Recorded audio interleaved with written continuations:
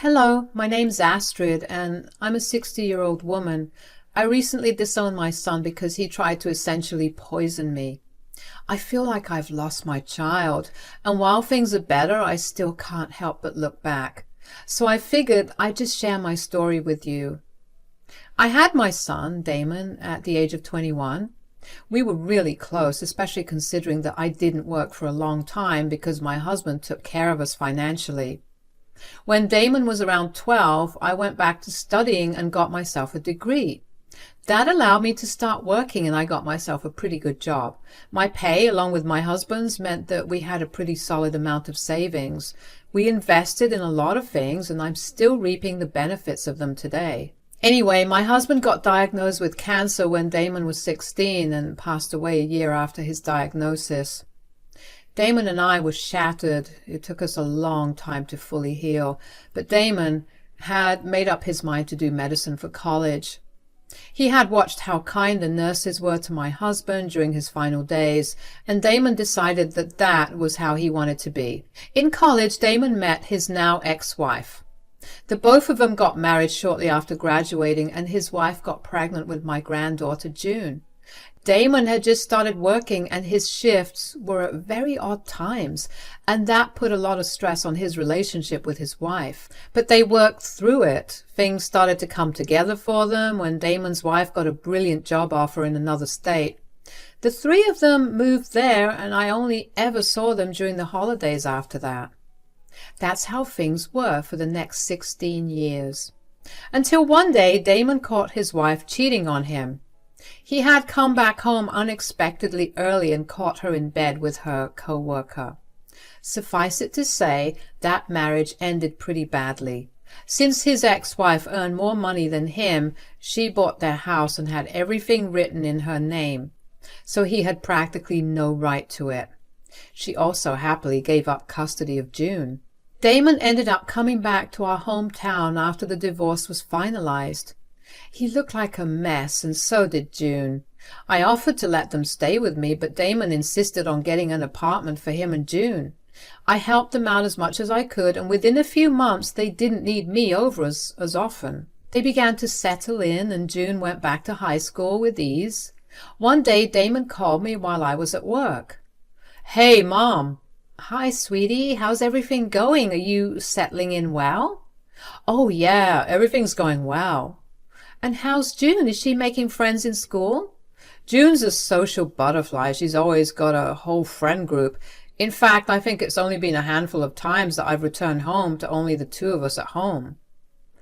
"Well, that's good to hear. I'm glad things are working out for both of you." "Yeah, it's been a tough year, to say the least, but you made the move here easier than it would have been." "Nonsense." "No, June has taken to cooking recently, and she makes these lovely dishes. So while we can't do much to show you how much we appreciate you, we can most definitely provide you with some good dinners." "Oh, Damon, there's no need for all that. Let June focus her energy on studying right now. And there's no need to do anything to show me you appreciate my help. Just seeing both of you living happily is more than enough." "No, Mom, I insist. June would love to have you over as well." "All right. I would love to spend more time with both of you anyway." "Great. I'll come pick you up at around 6 p.m. this weekend." No, I'll drive over, but I'll see you there." "See you, Mom." I was genuinely touched by Damon's offer, and I was excited to spend time with both of them. When the weekend came, I went over with a bottle of wine and some chocolates for June. Damon and June greeted me warmly, and then Damon and I sat down to drink some wine. I tried to go into the kitchen and help June out as she finished cooking the meal and setting it up, but Damon insisted that I sit with him instead. Dinner was absolutely lovely. June cooked a lovely meal that was something straight out of a movie. She even made dessert. Damon kept asking me if everything was all right with the meal, and I assured him that it was. I left shortly after dinner, and while I was driving, my stomach started to hurt. Now, I don't usually get stomach aches because I take very good care of my gut health, so I knew that something was seriously wrong. I tried to power through the pain, but then I began to feel lightheaded. I knew immediately that I was having some sort of allergic reaction, so I parked at the side of the road and quickly administered my EpiPen to myself. When I began to feel a little better, I carefully drove myself to the ER. I couldn't help but wonder what the cause was. I was only allergic to sesame and tree nuts, both of which Damon knew of, so I was sure that he didn't let June put those in the food. The doctors quickly checked me in and took my vitals to make sure that I was going to do okay. They asked me to stay back for the night just to make sure that I was not going to go into anaphylactic shock later. Once I was alone in my room, I called Damon to inform him about my situation. "Mom, did you reach home safely?" "Damon, I don't want you to freak out, but I'm in the hospital right now." "What? What happened?" "Well, I don't know. On my way home, I began to feel really queasy and my skin became itchy. And I began to feel really lightheaded. I immediately knew that it was an allergic reaction." "Oh my God. Did you have your EpiPen with you?" "Oh yes, thankfully. I never leave home without it, but I managed to get myself to the hospital after I administered it to myself." "What's the doctor saying?" "Everything's fine, but they've kept me here just to make sure that I'll be okay." "Okay, that's good." "Did June have any tree nuts or sesame in her food?" "No, not anything that I know of." "Did you eat something on the way back home?" "I didn't." "Do you think there must have been some sort of cross-contamination?" "I don't think so. I made sure June only cooked with freshly opened ingredients." "That's concerning then. You know what? I'm too tired to think about it. We'll just figure it out another time." "Yes, you just take your time and recover well. I'm so sorry that happened to you. I'll swing by right now and check in on you." "Oh, that's all right, sweetie." No, I insist. I'll be more careful next time. At least I hope you'll come over again another time. June was really happy that you liked her food." "Of course I'll come over again. What happened today was just an unfortunate mishap. Besides, I loved the food and I loved spending time with you guys even more." "I'm glad. I'll see you in a bit, Mom. Just get some rest until then." Damon came over rather fast and he stayed with me for a while. He made sure I was doing okay before leaving. I managed to fall asleep and went back home the next day. I was fine after that, and Damon kept calling to ensure that I was okay. It felt nice to have him care for me that much. About a week later, Damon and June invited me over again for dinner. June seemed unfazed about what happened, and I didn't dwell on it too much. Once again I tried to help June in the kitchen, but Damon insisted that I didn't help. Dinner was lovely again, but just like last time, on my way home, I got severely sick. I remember thinking that it was more than a coincidence that it happened again. I discussed it with Damon when he came to visit me in the hospital again, but he dismissed all of my concerns. I figured that I was overthinking it and let it go, although I did tell Damon that I was going to forego dinner the next week. Damon seemed upset, but agreed with me. I was completely and utterly fine for the next week, but then the week after, when I went over to Damon's again for dinner that June cooked, I got sick. I knew I wasn't being paranoid at that point. That was more than just a coincidence. I didn't bring it up with Damon when he came to visit me because I didn't want to be convinced that I was crazy. I figured that June was the one doing something to the food. She never seemed too concerned about what happened to me and never even once asked how I was feeling. The only question I had about the whole thing was why she was doing it. Was she upset about something? Was she secretly unhappy about her move to this town, and so she was lashing out at me? Or even worse, did she actually want to see me suffer? I knew that all the answers to my questions would come the next time I went over to Damon's for dinner. When Damon called again to invite me, I accepted the invite and made my way over. Once again, Damon insisted that I stay with him to talk. When I stood my ground and asked to go help June, he made me come with him to his office so I could stop myself from watching June cook, because he thought that I felt bad about not helping. I figured my best course of action would be to go with him. and then sneak back out into the kitchen. While in his office, we were talking about plans for the upcoming holidays, and at some point I excused myself to go to the washroom. I excused myself to go to the bathroom. I quickly walked over to the kitchen. I got there just in time to see June pouring some sesame oil into a pan and frying some fritters in it. Well, well, well, what do we have here? Oh, Grandma, hi! Why are you here? I thought you and Dad were talking about something in his room. Yes, we were, but I came down here to check what you were making. I'm sure you know that for the past few weeks, every time I came over to eat food with you, I went home extremely sick. Oh, really? I didn't know that. If you didn't, why do you have a bottle of sesame oil? You know I'm allergic to it. You are? I didn't know that. Stop playing dumb, June. Why are you purposely poisoning me? Grandma, I swear I had no idea that you were allergic to sesame. I didn't even know that you were getting sick. Your dad usually came over to meet me after. Did you not think it was suspicious? He wouldn't tell me where he was going. I didn't think much of it because I would usually be so tired from the cooking that I would stay in my room. Does your dad know that you've been putting sesame oil in my food? Well, yeah. He bought this the night before we invited you for dinner for the first time. What? Yeah, he insisted on me using it. Every time we invite you over, he makes sure I use it. He told me to do it because you love the taste, apparently. Oh, my God. Why would he do that? I have no idea. I'm genuinely really sorry. Will you be upset if I leave right now? I just need time to process all this and figure out how to confront your dad. I won't mind, but Dad is going to get upset. I mean, I could make you something else and you could pretend like everything's fine. I really don't want to be here right now. I'll just get going. Tell your dad I tasted some of the food you just made, and over the course of our conversation I began to feel sick. All right. I'm really sorry, Grandma. It's okay, sweetie. I quickly ran out. My heart raced as I started the car and drove off. I couldn't believe what June had told me. Suddenly, all the times that Damon insisted on me staying to talk with him and his blatant dismissal of my concerns made sense. The only thing running through my mind was why he would do something like that.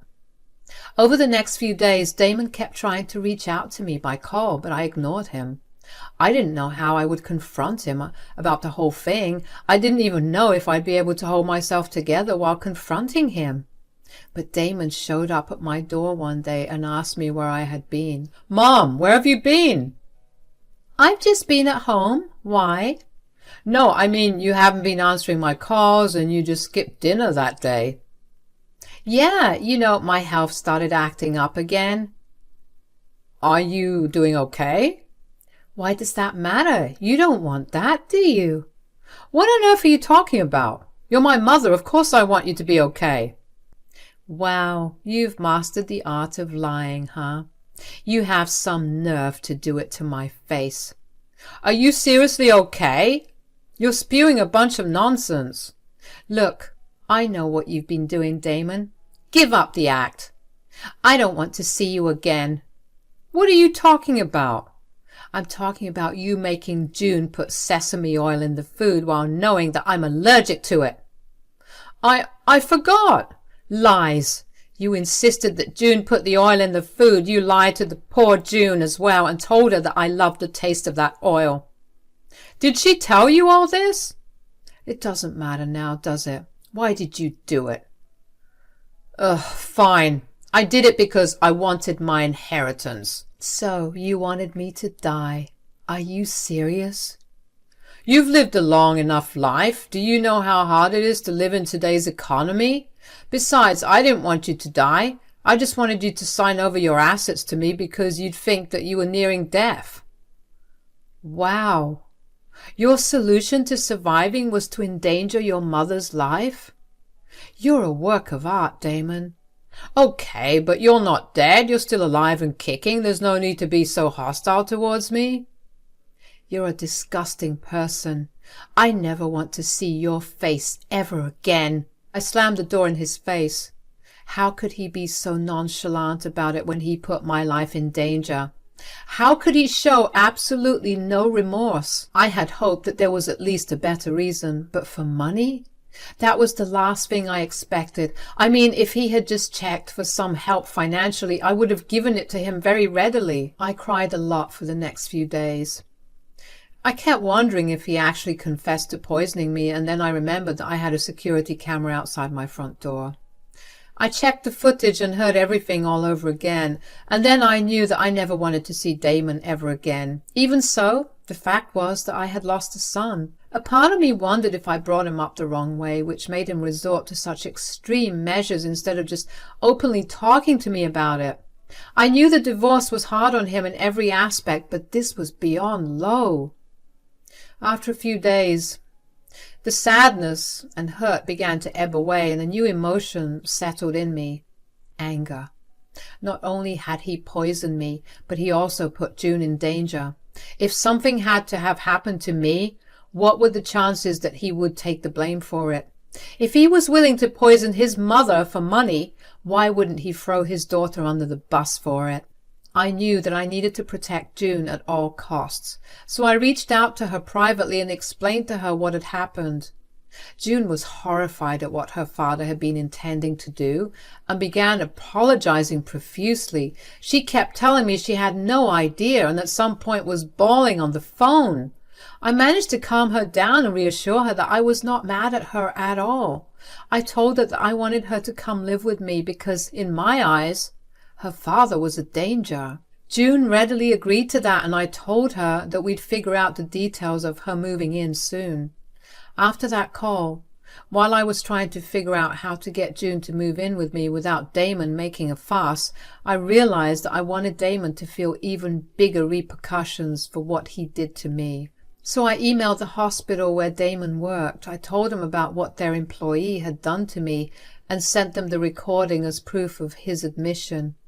I called June after that and told her what I had done. I told her to have her things packed and make an excuse about staying over at a friend's place for a few days because they invited her over. June told me she would be there the next morning. Thankfully, June arrived safely. It wasn't an unbelievable excuse considering her social status at school was pretty well known. Damon didn't think much of it, as it happened quite frequently. I unblocked Damon, and it didn't take long for Damon to call me. "What the hell did you do?" "I have no idea what you're talking about." "You recorded our previous conversation." "I just wanted proof that I wasn't going crazy. I didn't want my heart to ever soften towards you because you were my son." "But you sent it to my hospital. The past few days have just been hell." "Oh, wow, look at that. The consequences of your actions have caught up to you." "They took away my medical license. My only source of livelihood is gone, all because of you. How could you do this?" "If you're so comfortable poisoning your mother, I see no reason for you to be a practicing nurse. They were right for taking it away. Do you even know how hard I struggled for this? In just a moment, everything got taken away. Do you know how much I struggled to raise you? And for something so selfish, you turned around and thanked me by poisoning me. What would you have done in my place, huh? June and I were always days away from being on the streets. Now, I don't know what's going to happen. You could have just asked me if you and June could stay with me. You didn't have to try and steal what was going to be yours anyway. What's going to happen now is that June will come live with me. As for you, I don't care. Figure it out yourself. You don't take June away from me. She's still a minor. I could get CPS involved if you like. They'll take one look at your record and I'll get custody. Besides, she's of legal age to make her own decision about which relative she wants to live with. You ruined my life. I should have never come back. No, you should have never tried to do something as stupid as poison your mother. Anyways, if you succeeded, you would not have gotten my property. What are you talking about? Everything I have and own would have gone to June. I never intended for you to have anything. You had established yourself as a grown adult with his own money. I wanted June to have something to her name. You jerk! How could you? Well, goodbye, Damon. All the best with everything. I was happy that Damon was going to face the consequences of his actions. I was glad that I took the step to ensure that he could harm no one else as he had harmed me. June moved in with me that day, and I was also glad that she would be safe from Damon. Damon kept blowing up my phone with messages telling me what a horrible mother I was. It pained me to read those texts. At some point I even questioned my decision to expose him like that. But I knew I did right, if not by myself, by June. She was needlessly put in a position where she would have been put to blame. I blocked Damon for my peace of mind, but that didn't stop him. He began to show up at my house every other day. He would keep banging at the door, demanding that I open it so we could talk. It was around this time that I genuinely began to fear for my life, so I reported him to the police, and I also filed for a restraining order against him. He hasn't bothered us since. I've taken June fully under my wing, and I plan to support her in every way I can. The first thing I did was to put her in therapy. The poor child had gone through so much in such a short span of time, and I thought she could use some help with coping with everything. June has been upset about what her father did and has been profusely apologizing for it. She refused to cook for a long while after she found out about what her dad had done, but I'm slowly reintroducing her to it. It's been a good few months since we left Damon behind, and things are looking up. June got into a few good colleges, and she'll be graduating high school in a few months. We're having a lovely time bonding with each other, and we're excited for what the future will look like for us. I don't know what happened to Damon, nor do I care to find out. I'm happy to be alive, and I'm never taking my good health for granted again.